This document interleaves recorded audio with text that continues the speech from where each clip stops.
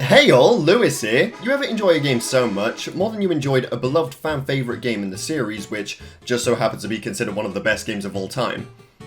Because I sure do.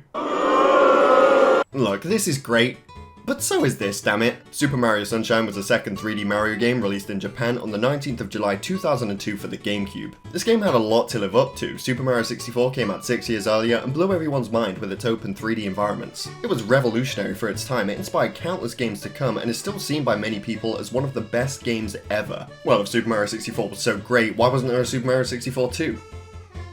They were really going to call it that, weren't they? In 2001, Nintendo released the GameCube, and people were patiently waiting for the next 3D Mario game. 3D platformers had become much more common at this point. Graphics, camera controls, character controls had all improved since Mario 64 came out, but Nintendo were going to have to do much more than that to make their next 3D Mario game better than their first. On the 22nd of August 2001, the world finally got to see what the next generation of 3D Mario games were going to look like. Footage was shown at Nintendo Space World 2001, and looking back at this clip now, most of it is unrecognizable. A lot of this was completely changed for the final release, which was less than a year away in Japan and just about a year from releasing in North America. The gameplay itself was The levels looked much bigger than they did in Super Mario 64, but graphics wise they really weren't that impressive. There were other GameCube games at the time that looked much better than this. It didn't look like a bad game, it was just slightly underwhelming. It was later shown at E3 2002, and this looked much more like the Sunshine we know today. At that point in time, I'd be worried if it didn't. There were still a few changes made for the final product, like the life counter at the top right. You could also see Mario sliding through the electric goop. I feel sorry for anyone who tried to do that when it came out. A few months go by and Super Mario Sunshine is officially released around the globe, and I love this game. But a lot of people didn't. It received great reviews from critics, with most sites giving it around the 9 out of 10 score, but the user reviews were mixed. Some people hated this game. So why did people dislike Super Mario Sunshine?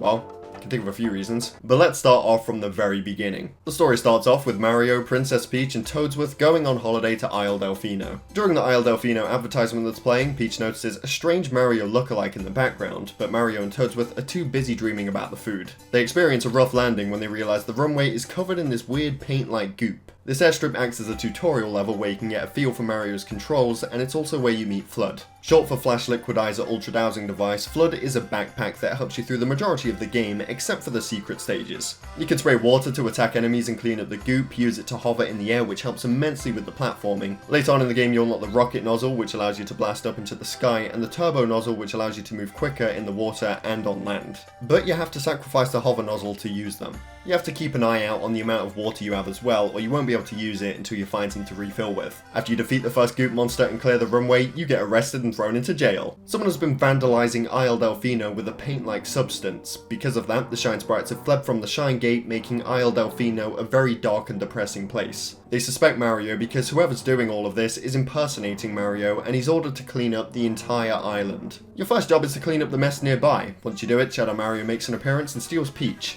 Do the residents of Isle Delfino apologize to Mario now that his imposter has made an appearance? No. You have to chase him down, even running past the 2 police officers that you spoke to a few minutes prior to all of this happening. You save Peach and Shadow Mario runs off into the graffiti. This takes you into the first stage, Bianco Hills. The story develops as the game progresses. We eventually find out that Shadow Mario is Bowser Jr., who made his first ever appearance in this game. He also thinks that Princess Peach is his mother, which is why he tried to kidnap her.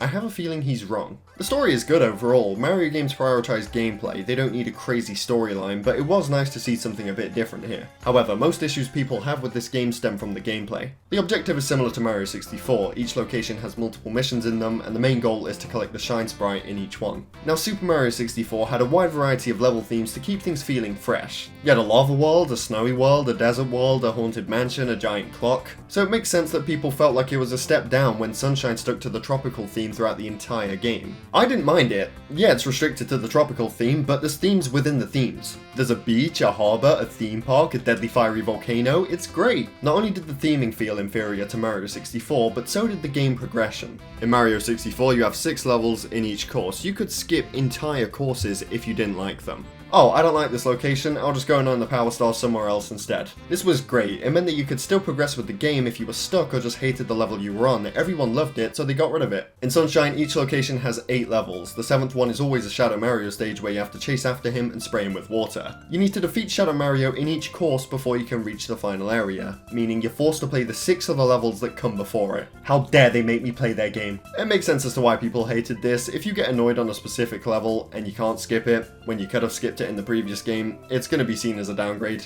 But there's one brilliant addition to Sunshine, and that's the hints that play during the intro to each level. 64 will plop you into the world and say, go figure it out, whereas Sunshine points you in the general direction of where you're supposed to go to get the Shine Sprite. Wonderful feature in my opinion. There were a good few times I had no idea what the fuck I was doing in 64. Usually the hint was in the level name, but it was nice to have some visual aid. Reason number 3 why people hated Super Mario Sunshine: blue coins. There's 240 blue coins in total. For every 10 you collect, you can trade them for a Shine Sprite in Delfino Plaza. Instead of just giving them back in this desperate time of need for Shine Sprites, this raccoon sells them to Mario for blue coins. I suppose you're here for that. I feel like you should be giving these back to the community instead of selling them, but I'll take 2. There's also 30 blue coins in each area. The problem is they're all split up into each level and you can only find them in those specific levels. For example, in Course 1, Bianco Hills, the 30 blue coins are split up into the 8 missions, and they only show up in those individual levels. You can view how many blue coins you've collected for each general area, but not for each specific mission. So you might have 29 out of 30 in Bianco Hills, but you won't know which level has the last coin. You'll have to explore the entirety of Mission 1, then Mission 2, then 3, then 4, then 5, and so on until you eventually find it. It can take a very long time, especially with how hidden some of them can be. They could have easily solved this by putting a blue coin counter underneath every Shine Sprite. That way you know how many are in each individual level and how many you've collected. The good news is they're completely optional for the main story, but if you're going to go for 100% completion, it's probably best to track your progress as you're going through the game. Why people dislike Super Mario Sunshine? Reason number 4, they removed the long jump. I guess they thought it was unnecessary since FLUDD can carry you across long gaps and you can slide to get around faster, but getting around like this is just instinctual. Reason number 5, the camera. I personally never understood this one when it comes to 64 versus Sunshine. Sure, the camera has its moments, but it did in 64 as well. I had much less camera related problems in Sunshine, but if we're comparing it to other 3D platformers at the time, yeah, it probably could have been a bit better. I feel the same way about Mario's controls as well. I think he's much easier to move around here, and the addition of FLUDD makes it even easier. In fact, FLUDD's inclusion is a common complaint in and of itself because it takes away some of the challenge. But you will find yourself in levels where Shadow Mario takes FLUDD away from you. These are the secret levels. They start off normally until you make it over to the secret entrance, and then it becomes more of an obstacle course where you have to rely on your platforming skills instead of FLUDD. This is where you truly realize how much easier FLUDD makes it for you. Overall though, these are some pretty fun stages, with the exception of a few of them. They're just a few reasons why people dislike Super Mario Sunshine, but what about the courses and the levels themselves? How do they compare to Super Mario 64? Bianco Hills, a hilly mountainous grassland. I like this as a starting area. It's great for learning Mario's controls and getting used to all the different things you can do. You fight PT Piranha here, tackle the first obstacle course, collect 8 red coins, fight PT Piranha again, except this time he's flying over the level itself. You sail across the lake to another secret level. This one definitely ramps up the difficulty. It wasn't too bad, but it's very easy to slip off at this part. Course 2 is Ricco Harbour, one of my favourite stages in the game. Everything about this level is fun. Blooper surfing, what isn't there to love about this?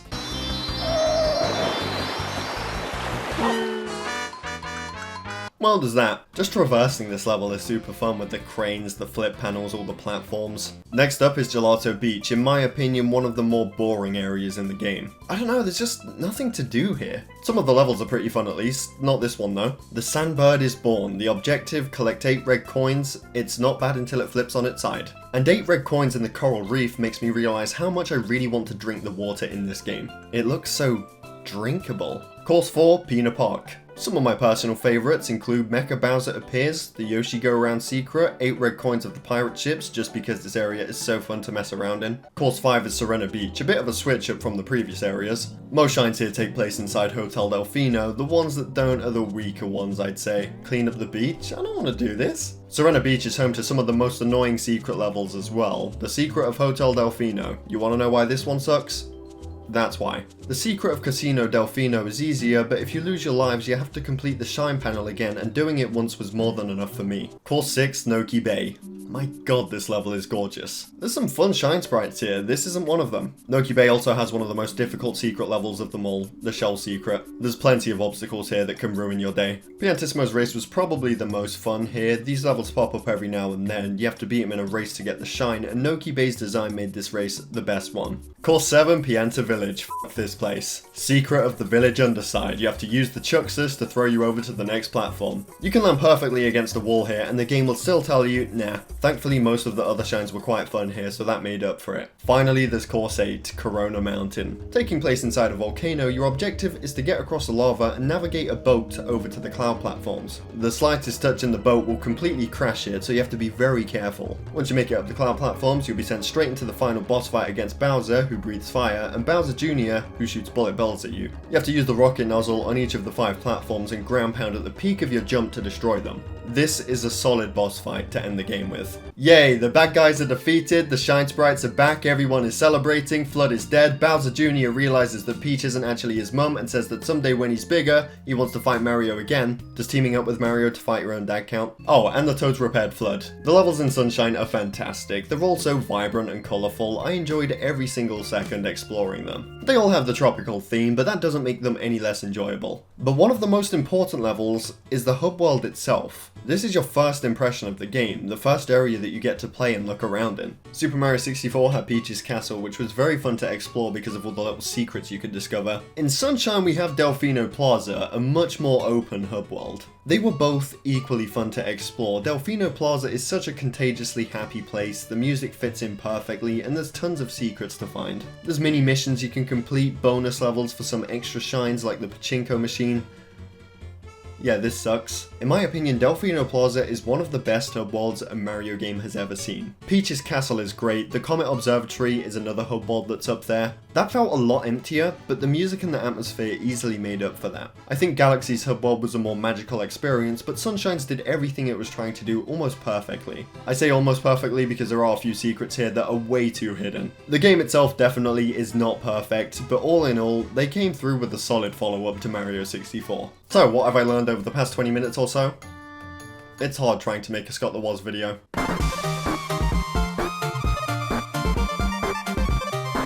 Blooper surfing, what isn't there to love about this? That.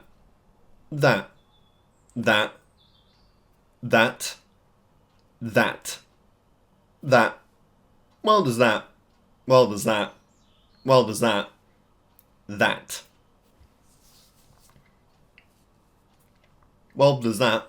Well does that.